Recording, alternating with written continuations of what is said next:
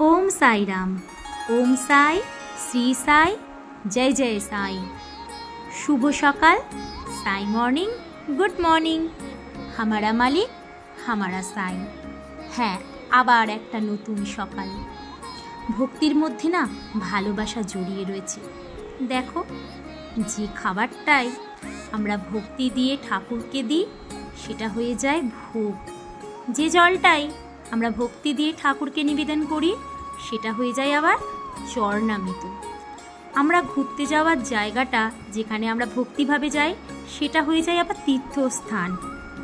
আর আমরা ভগবানকে যখন প্রার্থনা করি, মন থেকে তাকে ডাকি, সেটা হয়ে যায় ভক্তির আর এক নাম। তাহলে বুঝতেই পারছো ভক্তির কত নাম। পৃথিবীতে কেবল একটি জাতি আছে, তা হলো মনুষ্যত্ব।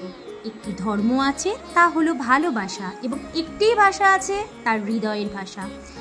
কোনো কথা বলার আগে নিজেকে জিজ্ঞাসা করে নিও যে এই বাক্যে কেউ আঘাত পাবে না তো? এটা সত্যি কথা তো? এই কথাটা বলার আগে আদৌ কি কোনো প্রয়োজন আছে? সবাইকে ভালোবাসো, সব সময় সাহায্য করো, কাউকে কখনো আঘাত করো না।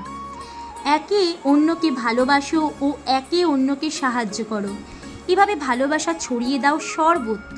সর্ব দুঃখ কষ্ট ভুলিয়ে দেওয়ার ক্ষমতা আছে এই ভালোবাসার মাধ্যমে। ক্রোধ, হিংসা, ঈর্ষা হলো সবথেকে ক্ষতিকর 3 অসুখ। নিজেকে এই 3 অসুখ থেকে দূরে রাখো। তুমি আসলে একজন মানুষ নও, তুমি 3টে মানুষের সমাহার। প্রথম, তুমি নিজেকে যা মনে করো। দ্বিতীয়, অন্য তোমাকে যা মনে করে। আর তৃতীয়, তুমি সত্যি সত্যি আসলে যা। কঠোর পরিশ্রম করে আমরা যা অর্জন করি, শুধুমাত্র সেই সাফল্যই আমাদের দীর্ঘক্ষণ থাকে। আমাদের জীবন এক টুকরো বরফের মতন, যা প্রতি মুহূর্তে গলে গলে ফুরিয়ে যাচ্ছে। এটা পুরোপুরি শেষ যাওয়ার আগে অন্যরা সেবায় নিজেকে নিয়োজিত করো। ঈশ্বরের সঙ্গে নিজেকে একাত্ম বোধ করলে তবেই কিন্তু জীবনে সুখী হতে পারবো। জীবন মানেই সুখ আর দুঃখের সমাহার। 2টি সুখের মুহূর্তের মাঝে একটি দুঃখের মুহূর্ত তো থাকবেই। ভালোবাসতে হলে নিজেকে ভুলে যেতে হবে, আর নিজেকে নিয়েই মগ্ন থাকলে ভালোবাসা যাবে না। অনেকে বলেন জ্ঞান হলো শক্তি, তা সঠিক নয়। আসলে চরিত্রের দৃঢ়তাই হলো শক্তি। ঈশ্বরের বিশ্বাস হলো ঠিক আমাদের ইন্স্যুরেন্সের মতন। ঈশ্বরের প্রতি নিজের আস্থা বজায় রাখো। প্রয়োজনের সময় ঈশ্বর ঠিক আপনার পাশে থাকবেন। যে ব্যক্তির মধ্যে প্রেম নেই সেই ব্যক্তি কখনো ঈশ্বরের অনুভব করতে পারে না। প্রেমহীন মানুষ হলো ফুল ফলহীন গাছের মতন, সেই ব্যক্তি নিজেকে অনুভবও করতে পারে না। আজকে যাদের জন্মদিন বা অ্যানিভার্সারি, আমি তাদের হয়ে বাবার কাছে আর্জি জানাই তারা যেন খুব ভালো আছে বা ভালো থাকে বাবার আশীর্বাদে। বাবা, তোমার সমস্ত প্রিয় সন্তানদের হেলথ প্রবলেম, মেন্টাল যে প্রবলেম চলছে, তাদেরকে সমস্ত প্রবলেম থেকে তুমি মুক্ত করো বাবা। তুমি নিজে ভালো থেকো বাবা। তোমাকে কোটি কোটি প্রণাম। তুমি আমাকে এতটা সুন্দর একটা সকাল দেখার জন্য, এতটা ভালো থাকার জন্য। তুমি ম্যাজিশিয়ান, তুমি সব কিছু ঠিক করতে পারো। আজকে বাবার এই 11 বছর দিয়ে শেষ করি আজকে সাই সকালের যে বার্তা।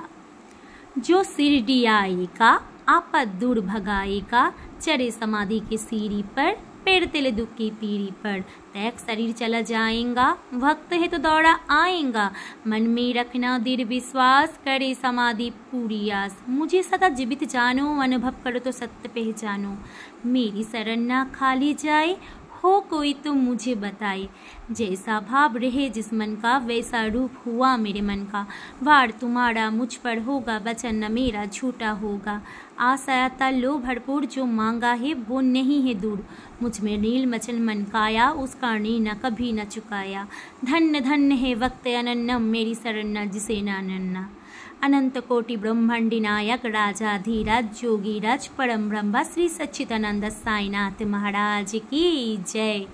जय साई, श्री साई, जय जय साई। তোমাদের যারা বাবার সন্তান রয়েছে, তোমাদের লাইফে হয়তো অনেক মিরাকল আছে বা অনেক কিছু প্রবলেম আছে, বা তোমরাও অনেক কিছু শেয়ার করতে চাও, তাহলে আমার 8910422881 কমেন্টসে তোমাদের জানাতে পারো। আজকে